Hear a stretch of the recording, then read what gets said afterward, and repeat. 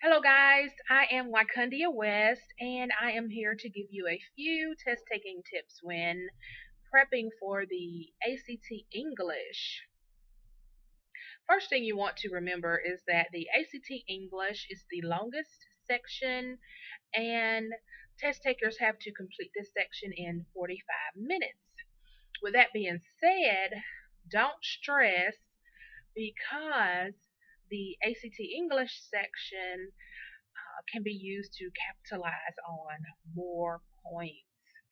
A lot of times, students get bogged down and stressed out with the science section and the math section, and they forget to prep for the English section.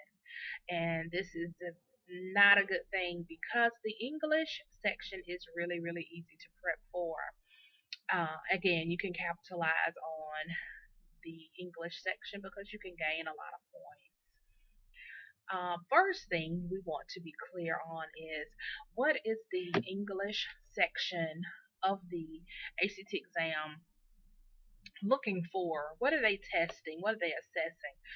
Basically, they are assessing the test taker's ability to make text more clear, also to improve the clarity of word choice in a passage, and also they are assessing their ability to eliminate redundancy or repetition. They are also assessing their ability to follow the rules of grammar and punctuation. Grammar meaning subject verb agreement, sentence parallelism, keeping your sentence parallel. Also, punctuation, commas, colons, semicolons, and also apostrophes. These are things that are being assessed. Also, you want to make sure your child um, knows how to rearrange or the test taker knows how to rearrange sentences in a passage to see if the sentence or the passage is clearer if sentences are rearranged. Um, how does the English ACT look? I already said it has 75 questions and you only have 45 minutes to complete it. There are five passages. Each passage has a title and it has 15 underlined items. Very often in the choices, you will see no change written in caps. No change will usually appear at item A or on item F. Some special tips for the English ACT. One thing you want to make sure you read quickly, and you don't want to spend too much time on one item. Also, I like to tell my clients that I'm prepping, you want to get as many of the first 60 correct as possible. 1 through 60, you want to get as many of those correct.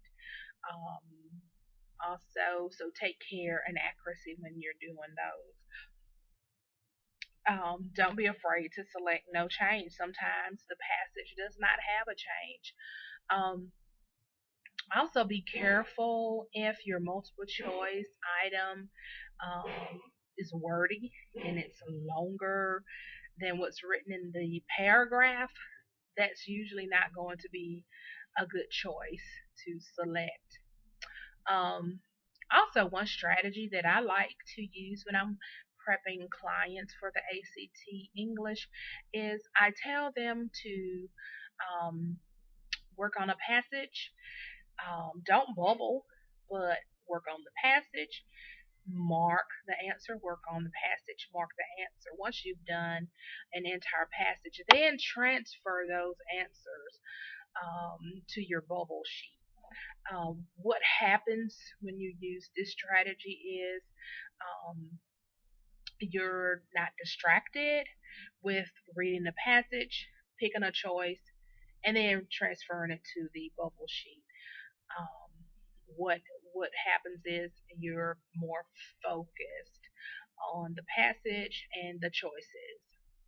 Um, Another thing you should do is make an educated guess if it's necessary. If you can't figure it out, I don't know which one is right. I don't know what sounds right. I can't remember. Don't leave anything blank. Keep going, um, because you're going to waste more time than is needed on that one particular item. Also, again, with the English passage, don't skip anything. Don't skip the items in the passage because they all um, go hand in hand. They all go together.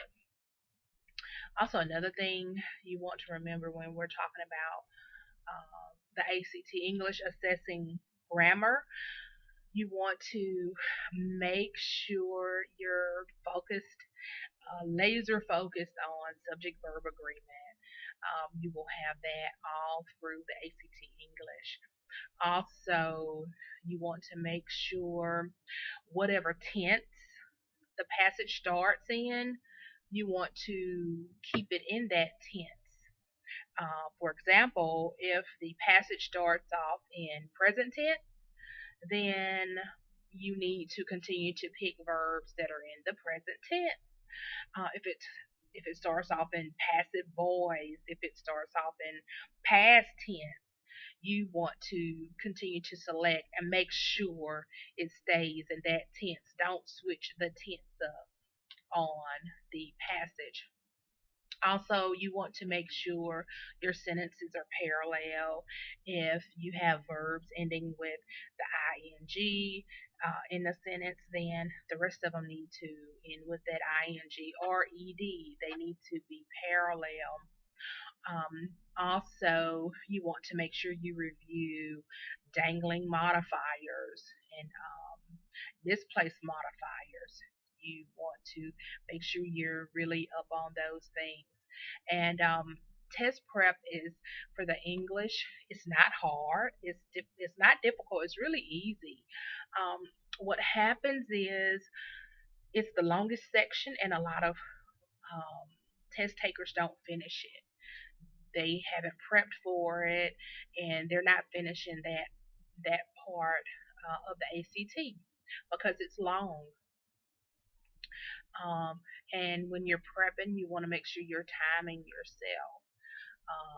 It wouldn't make sense to prep for the ACT if you're not setting a timer and timing yourself for it.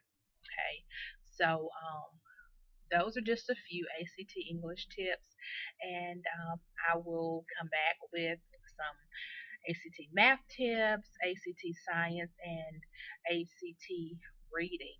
I hope that these things helped you out. Again, I am Wycundia West, and hoping that all of those things that I said to you have been helpful.